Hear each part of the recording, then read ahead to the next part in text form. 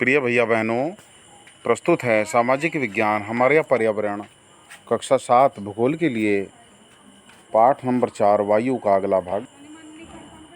कल हमने आपको बताया था कि वायुमंडल की संरचना में ये जो वायुमंडल है हमारे चारों ओर फैला हुआ है। विभिन्न प्रकार की वायु, विभिन्न प्रकार की जो गैसें हैं वे चारों ओर हमारे ओर फैली हुई हैं। ये हम दरअसल हमारा जो वायुमंडल है ये 5 परतों में विभाजित है, जो पृथ्वी की सतह से आरंभ होती हैं। ये क्षोभ मंडल, सप्ताह मंडल, मध्य मंडल, बाह्य वायुमंडल एवं बहिर्मंडल है। ये चित्र पहले आप देखें।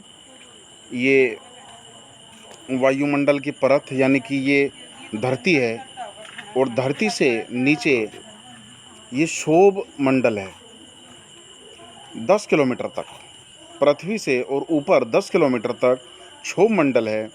उसके बाद जब हम आगे बढ़ते हैं तो ये लगभग 47-48 किलोमीटर तक समताप मंडल में ही ओजोन गैस होती है, और यहीं पर हवाई जहाज उड़ते हैं, क्योंकि क्षोभ मंडल में ही बादल, वर्षा वगैरह सब गतिविधियाँ होती हैं, तूफान वगैरह, इसलिए हवाई जहाज हमेशा जो है समताप मंडल में उड़ते हैं। उसके बाद है मध्य मंडल, फिर है बाह्य वायुमंडल और फिर है बहिर्मंडल। अब यदि इनकी हम परिभाषा देखें तो क्षोभ मंडल यानी कि इसकी औसत ऊंचाई लगभग 13 किलोमीटर है, और इसी मंडल में मौजूद वायु से हम सांस लेते हैं। वर्षा, कोहरा, ओलावर्षण, तूफान आदि घटनाएं सब इसी मंडल के अंदर होती हैं, इसलिए इसे क्षोभ मंडल कहा जाता है। उसके बाद है समताप मंडल। क्षोभ मंडल के ऊपर का भाग समताप मंडल कहलाता है।